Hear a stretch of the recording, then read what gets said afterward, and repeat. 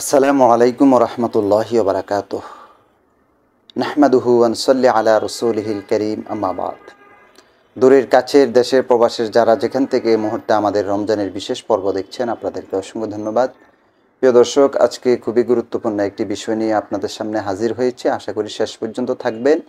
দিন প্রচারের স্বার্থে আমাদের আলোচনাটি শেয়ার করবেন, আইডি পেজ চ্যানেল সাবস্ক্রাইব করে পাশে থাকবেন। চলুন কথা না বাড়িয়ে আমাদের মূল আলোচনায় আমরা চলে যাই। প্রিয় দর্শক, আজকে আমরা আলোচনা করব আমাদের কষ্ট অর্জিত সম্পদের জাকাত আমরা আদায় করে থাকি, কিন্তু আমরা যাচাই বাছাই না করার কারণে অনেক ক্ষেত্রে আমাদের জাকাত আদায় হচ্ছে না।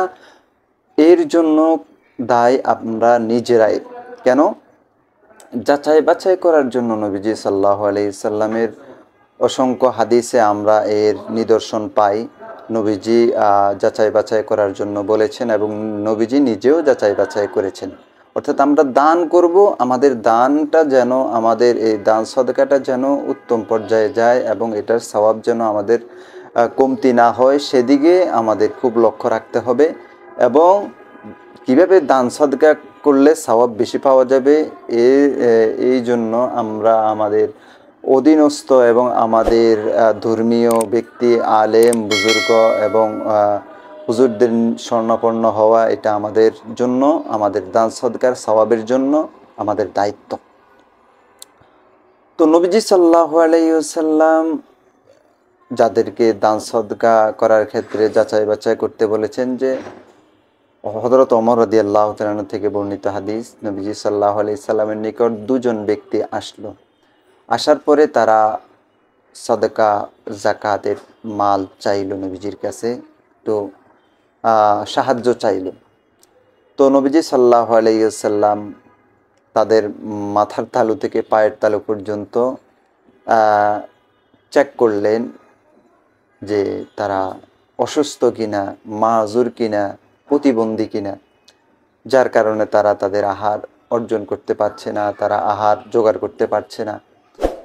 তো নবীজি সাল্লাল্লাহু আলাইহি সাল্লাম তাদের মাথার তালু থেকে পায়ের তালু পর্যন্ত যাচাই বাছাই করার পরে, চাওয়ার পরে দেখলেন যে তারা সুস্থ সবল। তো দেখার পরে তাদেরকে বলতেছে যে তোমরা যদি চাও তাহলে আমি তোমাদেরকে সদকার মাল জাকাতের ফান্ড থেকে, সদকার ফান্ড থেকে আমি তোমাদেরকে দিতে পারি, কিন্তু শুনে রেখো, যারা সুস্থ সবল তাদের জাকাতের কোনো অংশ নেই। যারা সুস্থ সবল, যারা নিজেরা আয় রোজগার করতে পারে, তাদের জন্য জাকাতের কোনো অংশ নেই। তখন তারা ক্ষমা চেয়ে নবীজির কাছ থেকে বিদায় নিলেন। তো এ থেকে আমরা বুঝতে পারি যে সুস্থ সবল ব্যক্তিদেরকে দান করার ক্ষেত্রে খুবই যাচাই বাছাই করতে হবে। আমাদের দেশে পেশাদার ফকিরের অভাব নেই। যারা দৈনিক 1000 থেকে 1500 ইনকাম করতে পারে, তাদের উপরে অনেক ক্ষেত্রে জাকাত ফরজ হয়ে যায়। এমনকি গ্রাম অঞ্চলে যারা নিজেদেরকে অভাবী মনে করে, এদেরকে যদি আপনি একটু ভালো মানের অথবা মোটা অঙ্কের যদি টাকা দিয়ে থাকেন, তাহলে এরা অনেক সময় সুদের মধ্যে লাগিয়ে দেয়। তো আপনি যাচাই বাছাই করে দান করতে পারেন, এতে কোনো সমস্যা নাই। তবে নবীজির এই হাদিস আমাদের সকলেরই জানা থাকতে হবে, আপনি দানের ক্ষেত্রে যাচাই বাছাই অবশ্যই করবেন। তো দর্শক, আলোচনা ভালো লাগলে অবশ্যই আমাদের আলোচনাটি শেয়ার করবেন এবং আইডি পেজ চ্যানেল সাবস্ক্রাইব করে পাশে থাকবেন। আসসালামু আলাইকুম রহমতুল্লাহি ওয়া বারাকাতুহু।